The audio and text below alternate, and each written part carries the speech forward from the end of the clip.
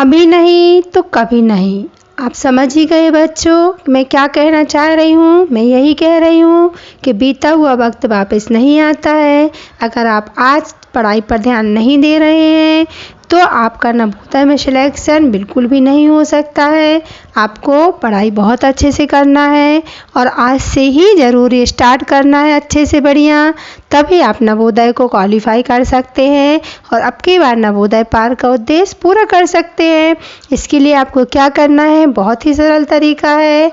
Anshita Navodaya coaching के YouTube channel को like कर लीजिए, सब्सक्राइब कर लीजिए और दूसरों को भी शेयर कर लीजिए सबसे पहले तो। और आप चैनल पे आके खूब बढ़िया बढ़िया सवाल सीखिए, हिंदी के गद्यांश कीजिए, आकृति कीजिए।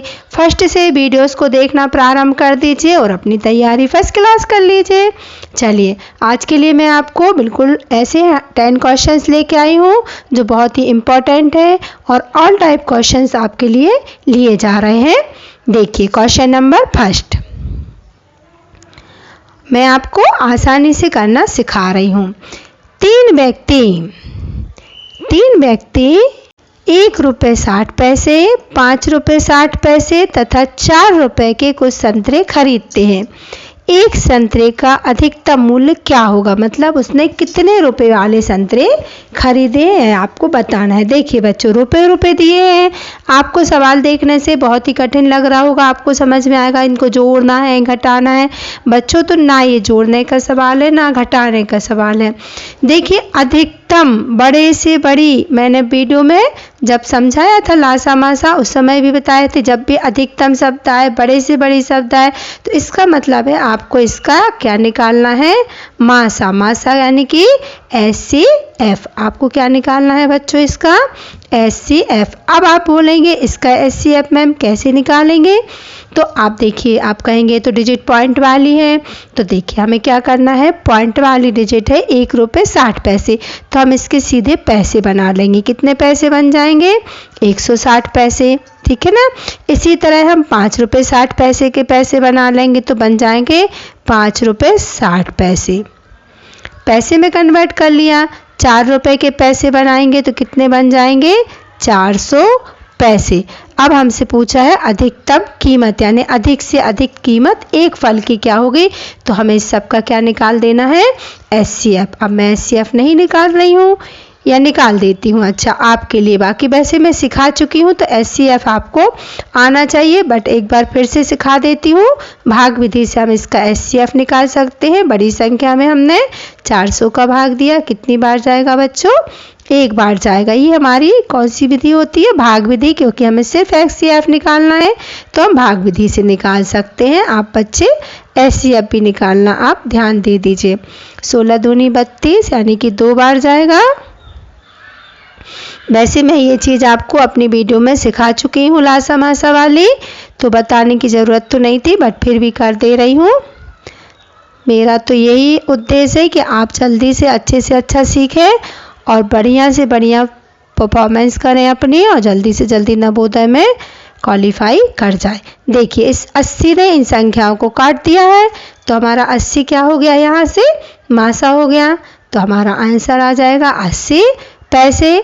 देखिए वैसे हमने 560 और 400 को काटा था, है ना, ये दो किए थे 560 और 400, इस दो का किया था, लेकिन 160 बच गया था। अभी 160 पैसे में नहीं किया, लेकिन आप देखिए यहाँ 160 आ चुका है हमारा, यानी कि ये भी कट ही जाएगा। 80 दूनी 160 होता ही है, तो ये भी यहाँ से हो जाएगा, तो हमारा मासा आ गया 80 पैसे। यानी एक संतरा कितने का था, 80 पैसे का था। देखिए हम अपने बच्चों को भी मना करते हैं ऊपर आंसर नहीं लिखना चाहिए, आंसर हमेशा नीचे लिखना चाहिए। एक संतरा कितने का था बच्चों, 80 पैसे का।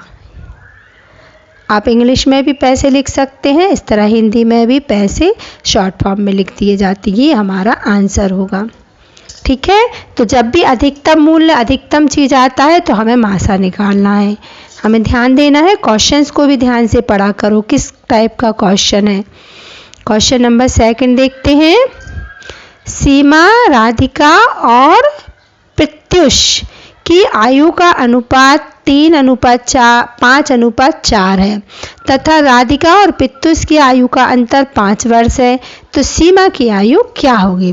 देखिए, हमने आपको पहले भी बताया, सीमा नाम पहले दिया है, यानी कि सीमा शब्द पहले आएगा और इसकी आयु क्या कहलाएगी? 3x, फर्स्ट वाला अनुपात। राधिका शब्द सेकंड है, तो राधिका की आयु क्या होगी बच्चों?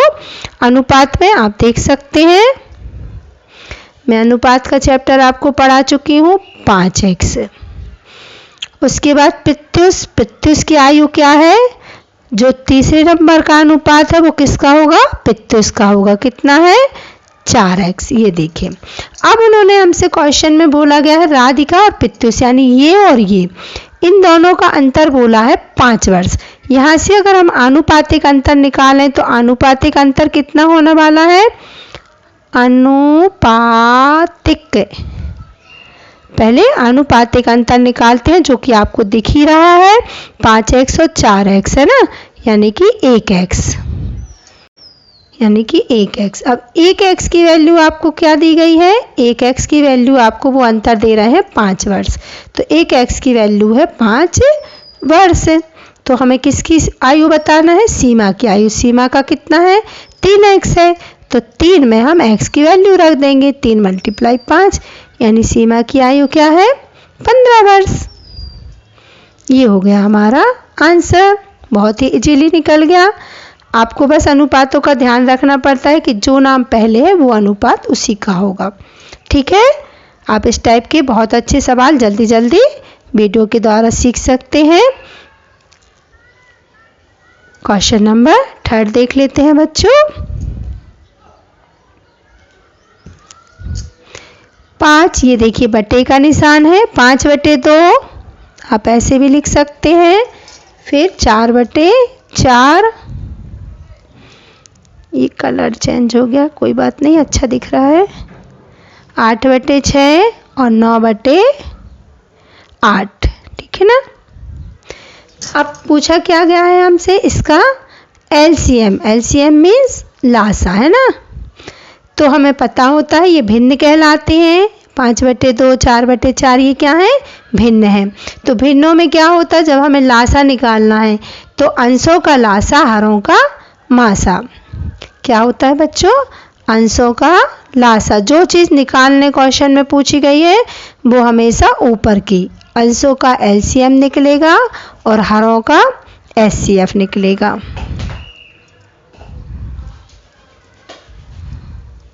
ये होता है। अब अंश कौन कौन है?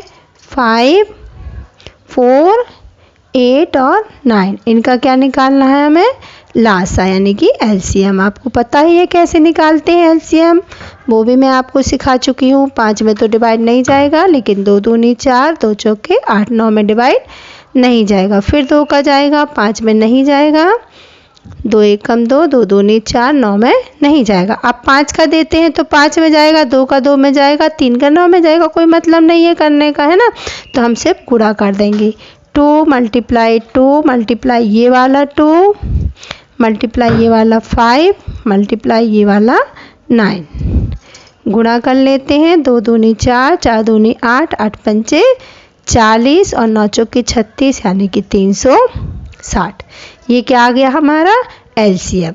और हमें HCF निकालना है, तो बच्चों HCF किसका निकलेगा? नीचे वाली डिजिट का, हरों का HCF निकालना है। हर क्या क्या दिए गए हैं? 2 है, 4 है, 6 एंड 8 है। हम इसका HCF गुणनखंड विधि से ही निकाल देते हैं, 2 1 जा, 2 2 जा, 2 3 जा, 2 4 जा। अब 2 में 2 का जाएगा, 3 में 3 में, 4 का 2 का 2 और 4 में भी जा सकता है, लेकिन 3 में नहीं जाएगा, यानी कि हमारा मासा 2 आ गया। अब हमें LCM, अंशों का LCM आ गया हमारा 360 और HCF आ गया हमारा 2। तो इसके अपॉन में लिख देंगे, डिवाइड हो रहा है तो हम इसको क्या कर देंगे? डिवाइड कर देंगे। 180 क्या आ जाएगा हमारा आंसर। बिल्कुल सो सिंपल मेथड से अपना आ गया। अपन को ध्यान रखना है भिन्नों के करते समय। अच्छा, यहाँ अगर मासा पूछा जाता ना HCF, तो हम इसका HCF निकालते अंशों का और हरों का निकालते LCM। ओके बच्चों, आपको ठीक से समझ में आ गया होगा। देखते हैं क्वेश्चन नंबर 4 संख्या 1 के बारे में, यहाँ ऐसा भी एक लिख सकते थे, निम्नलिखित में से कौन सा कथन सही है। ध्यान रखना है, कई बार बच्चे नहीं लगा देते हैं, यहाँ सही है पूछा है। 1 सभी संख्याओं का गुणज होता है। गुणज हमने आपको पढ़ाया है, किसी चीज़ की टेबल कहलाती है। जैसे 2 के गुणज 2, 4, 6, 8 होते हैं तो 1 तो नहीं होगा। 3 के गुणज 3, 6, 9, 12 होते हैं तो 1 किसी भी संख्या का गुणज नहीं होता, तो ये तो हमारा रॉन्ग हो जाएगा। अभी इसको देखते हैं, 1 सम संख्या है तो 1 सम भी नहीं होता, विषम होता है। 1 अभाज्य है तो 1 ना भाज्य होता है ना अभाज्य होता है। अब सेकंड नंबर पे आते हैं, 1 सभी संख्याओं का गुणनखंड है। ये बिल्कुल सही है। अगर हम 4 के गुणनखंड लिख रहे हैं तो क्या लिखेंगे, पहले 1 ही लिखेंगे, है ना, फिर 2 लिखेंगे और फिर 4 लिखेंगे। तो 1 सब संख्याओं का गुणनखंड होता है, तो हमारा आंसर क्या हो जाएगा, सेकंड हो जाएगा। आसानी से हमें पता चल गया। ये तो ठीक से आपको पढ़ना और समझना था, बस हो गया। देखते हैं क्वेश्चन नंबर 5 जो कि प्रतिशत का है और एकदम ही देखते हैं सरल है या कठिन है। एक दूध की कैन में 20% पानी मिलाया गया तो 20 लीटर मिश्रण में पानी की मात्रा क्या होगी। 20% का मतलब क्या है बच्चों कि यदि 100 लीटर दूध है तो उसमें पानी कितना है, 20 लीटर। 20/100 है ना। 20% का मतलब प्रतिशत का निशान लगाना, 20/100। तो इसीलिए हमें कितने में निकालना, 20 लीटर में, तो मल्टीप्लाई 20। बस सो सिंपल। 0 से 0 उड़ गए, कट गए ना। 2 2 जा 4, कितना पानी होगा 20 लीटर में, 4 लीटर पानी होगा। आंसर आ गया। इतना सरल सवाल, बिल्कुल एकदम ईजी था। देखते हैं क्वेश्चन नंबर 5, ये भी बिल्कुल सरल ही दिख रहा है, बस करना ही है आप। तो सबसे पहले 18 डिवाइड 9 मल्टीप्लाई 2.5 प्लस 2.58 मल्टीप्लाई 3। ये हमें सबसे पहले बॉड मास के अनुसार क्या करना पड़ेगा, इतना सॉल्व करना पड़ेगा डिवाइड। तो हम 18 में 9 का डिवाइड दे सकते हैं, क्या आ जाएगा 2 मल्टीप्लाई 2.5। व्यंजक को छोड़ना नहीं पड़ता है बच्चों, इसी तरह पूरा लिख लेना पड़ता है स्टेप बाय स्टेप। अगर आप इसको आधा अधूरा छोड़ देते हैं फिर आपका रॉन्ग हो जाता है। अभी देखिए डिवाइड सॉल्व हो गया, अभी यहाँ भी मल्टीप्लाई है, यहाँ भी मल्टीप्लाई है। अब सॉल्व कर लेते हैं। यहाँ से यहाँ भी मल्टीप्लाई कर सकते हैं। 2 5 जा 10 का 0, 2 2 जा 4 1 5, 1 के पहले पॉइंट, प्लस यहाँ का मल्टीप्लाई कर लेते हैं। 3 8 जा 24, कैरी आई 2, 3 5 जा 15 और 2 17 का 7, कैरी आई 1, 3 2 जा 6 और 1 7। 1 और 1 2 के पहले पॉइंट, तो 1 और 1 2 के पहले राइट हैंड से पॉइंट लगा देंगे। अभी इसको क्या करना है, बीच में अब प्लस है तो अब हमें प्लस सॉल्व करना है। तो 5.0 और प्लस करना है 7 पॉइंट के नीचे पॉइंट, ये सबसे ज़्यादा ज़रूरी होता है। 7 और 4 जाएगा आगे, 4 का 4, 7.5 और 7 12।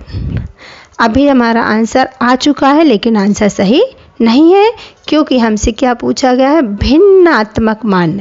भिन्न मीन्स क्या होता है, एक अंश एक हर, और हो सके तो अगर राइट की डिजिट है तो राइट की डिजिट भी हमारी आ जाती है। और मैंने आपको भिन्न के चैप्टर में ये पढ़ाया है कि अगर 12 आगे पॉइंट के आगे जो संख्या है वो हमेशा राइट की संख्या कहलाती है।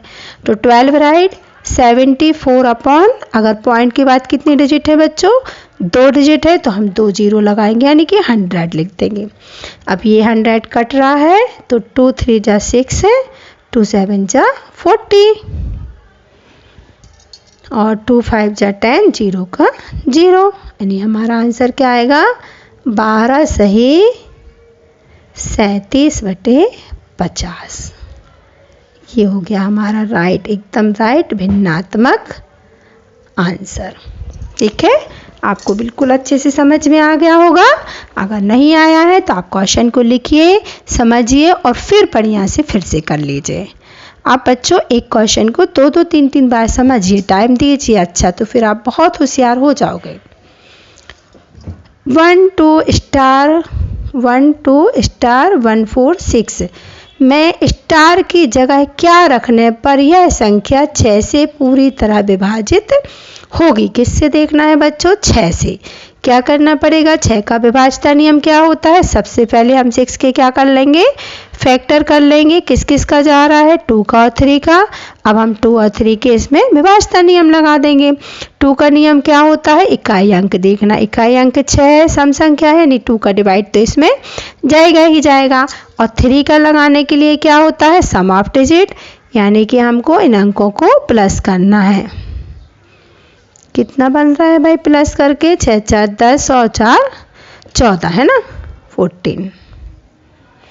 अब भी देखिए स्टार की जगह क्या रख दिया जाए बच्चों? 14 तो 3 की टेबल में नहीं आते, लेकिन हमें पता है 15 तो 3 की टेबल में आते हैं ना। और 1 प्लस हो जाएगा, और 1 बीच में भी आ रहा है, यहाँ थोड़ी ना आ रहा है। तो यहाँ आता तो विषम होता, लेकिन वो तो यहाँ आना है ना हमारा 1 बीच के बीच, तो हम रख सकते हैं आसानी से। तो हमारा आंसर क्या हो जाएगा? स्टार की जगह हम क्या रख देंगे? 1 रख देंगे। यही हमारा आंसर हो जाएगा 1। ठीक है, बहुत ही सरल सवाल था, सभी बच्चे कर सकते हैं। नेक्स्ट क्वेश्चन देखते हैं। 1 2 5 4 6 आप इकट्ठा भी पढ़ सकते हैं। 12,546.52 का दहाई में सन्निकटन अनुमान बताइए। दहाई, दहाई मीन्स बच्चों ये 2 डिजिट, इकाई दहाई, यानी कि 40 या 50। तो आप देख सकते हैं कि ये 40 से 6 कदम आगे बढ़ गई है, 46 है क्योंकि, है ना। लेकिन 50 के लिए हमको सिर्फ 4 प्लस करना है। तो ये किसके पास है? 40 के पास है या 50 की? दहाई मीन्स यही होता है ना, सन्निकटन मीन्स पास में करना। तो दहाई में सन्निकटन, तो यहाँ से तो आपको पॉइंट वाली डिजिट का कुछ नहीं करना, आपको सिर्फ देखिए 1000 वाली का भी कुछ नहीं करना, और 10,000 का भी कुछ नहीं करना, और 100 का भी कुछ नहीं करना। ये तो आपके जैसे हैं वैसे ही आएंगे। बस आपको दहाई यानी इकाई दहाई, ये 4 को चेंज करना है ओनली। इस 4 को चेंज करना है। उस 4 को चेंज करने के लिए आपको इकाई लेटर को देखना है। इकाई अंक क्या है? 6, जो कि 5 से बड़ा है। तो ये हमारा आ जाएगा 50, क्योंकि 50 के लिए हमें 4 प्लस करना है, और 40 के लिए हमें 6 माइनस करना पड़ेगा। तो किसके पास है? 50 के पास है। इसमें तो हमें कुछ भी नहीं करना था, यही हमारा आंसर आ गया 12,550। देखते हैं क्वेश्चन नंबर 9। एक घनाभाकार टंकी का आयतन 12 लीटर है। इसके आधार का क्षेत्रफल 750 वर्ग सेंटीमीटर है। तो टंकी की ऊंचाई क्या होगी? हमें ऊंचाई बताना है। देखिए बच्चों, आधार का क्षेत्रफल दिया है। अब आधार कैसे बनेगा? आधार मीन्स नीचे का हिस्सा होता है ना, टंकी के आधार का क्षेत्रफल, है ना। तो आधार हमेशा क्या होगा? आधार में होगा लंबाई और चौड़ाई। आधार का मतलब होता है लंबाई गुणित चौड़ाई, ये आपका कहलाता है आधार। इसमें ऊंचाई नहीं होती आधार में। अब हमें यहाँ से देखना है सवाल को। आयतन में क्या होता है? घनाभ के आयतन में जो बच्चों होता है घनाभ का आयतन, तो घनाभ के आयतन में 3 चीज होती हैं, लंबाई, चौड़ाई और ऊंचाई। तो हमारा फार्मूला क्या होता है घनाभ के आयतन का? लंबाई गुणित चौड़ाई गुणित ऊंचाई। ठीक है ना। और हमें क्या दिया है? हमें दिया है 12 लीटर, जो कि हम आपको पहले भी बता चुके हैं। 1 लीटर में 1000 मिलीलीटर होते हैं, है ना। तो हमें क्या लिखना है? घनाभ के आयतन का लंबाई, चौड़ाई, ऊंचाई हमें दी गई है। कितनी दी गई है? 12 लीटर। और इससे हम 1000 से गुणा करेंगे तो ये बन जाएगा 12,000 मिलीलीटर या वर्ग सेंटीमीटर। नीचे हमें क्या दिया गया है? हमें इसके आधार का क्षेत्रफल दिया है, यानी कि हमें लंबाई और चौड़ाई दी गई है। तो ये हमारी क्या निकल आएगी? ऊंचाई बस हमारी निकल आएगी डिवाइड करके, है ना। हम इसको डिवाइड कर देंगे। 25 या 75, 25 चौके 100, बचे 20, 25 अट्ठे 200। ये 3 से फिर जा सकता है, 3 1 जा 3, 3 6 जा 18। हमारी ऊंचाई क्या आ गई? 16 क्या आएगा? वर्ग सेंटीमीटर है। तो हमारी भुजा 1 है, ऊंचाई की 1 ही भुजा होती है, तो हमारा आ जाएगा सेंटीमीटर। ये हमारा आंसर हो जाएगा। ओके बच्चों, आपको ठीक से समझ में आ गया होगा। देखते हैं नेक्स्ट क्वेश्चन, जो कि थोड़ा सा टफ है बट आपको बहुत अच्छे से सीखना है। मैं लाभ हानि प्रतिशत में इस सवाल को आपको बहुत अच्छे से करवा चुकी हूँ। इस टाइप के और भी क्वेश्चंस में करवा चुकी हूँ, बट मैंने आज ही बच्चों को क्लास में पेपर करवाया था तो उनसे ये सवाल बना नहीं था। तो आप इसको बहुत अच्छे से सीखिए बच्चों, बिल्कुल इस साल के लिए बहुत ही इम्पोर्टेंट क्वेश्चन हो सकता है। एक व्यक्ति ने 4 रुपए के 10 अंडे खरीदे। कितने के बच्चों, ध्यान दीजिए, 4 रुपए के 10 अंडे खरीदे। खरीदे मतलब यहीं से आपको सवाल जल्दी से देख लेना है। खरीदे मतलब क्या बन गया, क्रय मूल्य। कितने, 4 रुपए के 10। ठीक है, अब विक्रय मूल्य दिया हुआ है तथा 4 रुपए के 8 बेचे। देखिए जितने में खरीद रहा है, अब बेच रहा है कितने, 4 रुपए में 8। खरीदे हैं 10 और बेच रहा है 8, यानी स्वाभाविक सी बात है उसको क्या होगा, लाभ होगा। खरीद ज़्यादा रहा है, 10 खरीद रहा है और बेच रहा है 8, लाभ तो कमाएगा ही। अब हमें क्या निकालना है, लाभ प्रतिशत निकालना है। तो लाभ प्रतिशत के लिए पहले हमें क्या निकालना पड़ेगा बच्चों, लाभ निकाल लेते हैं। लाभ का फार्मूला क्या होता है, विक्रय मूल्य माइनस क्रय मूल्य।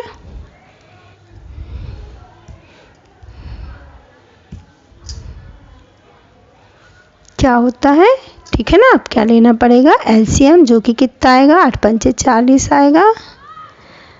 8 पंचे 40 तो 5 चौके 20, 10 चौके 40 तो 4 चौके 16। कितना लाभ आ गया, 4/40 काट सकते हैं, 1/10 क्या आ गया, हमारा लाभ आ गया। इसे आप बहुत अच्छे से समझ लीजिए, है ना। 1/10 क्या मिल गया, लाभ मिल गया। लेकिन अभी काम नहीं चलने वाला क्योंकि हमसे लाभ प्रतिशत पूछा है। अभी हमें फार्मूला लगाना है काय का, लाभ प्रतिशत का। क्या होता है बच्चों, बहुत अच्छे से सिखाया है हमने आपको, बन जाना चाहिए एकदम ही। लाभ बटे, लिखते नहीं है आपको, सिर्फ हम जमा दे रही हूँ मैं आपको, ठीक है ना। जल्दी से जमा देते हैं, टाइम लगता है क्योंकि बहुत सवाल करने में। आप फार्मूला लिख सकते हैं, मैं जमा रही हूँ। लाभ बटे क्रय मूल्य क्या दिया है, देखिए ये ऐसे लिख लिया करो बच्चों। अगर आप लिखते नहीं हैं तो फिर आप भूल जाते हैं। हमने को लिखा है ना आपको, क्रय मूल्य क्या था, 4/10। लाभ बटे क्रय मूल्य गुणित 100, ये हमारा फार्मूला होता है। अब देखिए बटे का बटे आ गया, तो हमने आपको सिखाया है जब बटे के बटे में क्या करते हैं, ये डिवाइड का निशान है ना। और डिवाइड के निशान क्या में पलट जाता है, मल्टीप्लाई में, और संख्या पलट जाती है तो 10/4 हो जाएगा, मल्टीप्लाई 100। 10 से 10 कट गए, 4 1 जा 4, 4 2 जा 8, 4 5 जा 20, यानी कितने प्रतिशत का लाभ बच्चों, 25% का लाभ। ये हमारा आंसर हो गया बहुत ही सरलता से। आप इसी तरह के और बढ़िया बढ़िया सवाल सीखना चाहते हैं, करना चाहते हैं, आज का समय गंवाना नहीं चाहते हैं, तो अगली वीडियो को ज़रूर देखिएगा।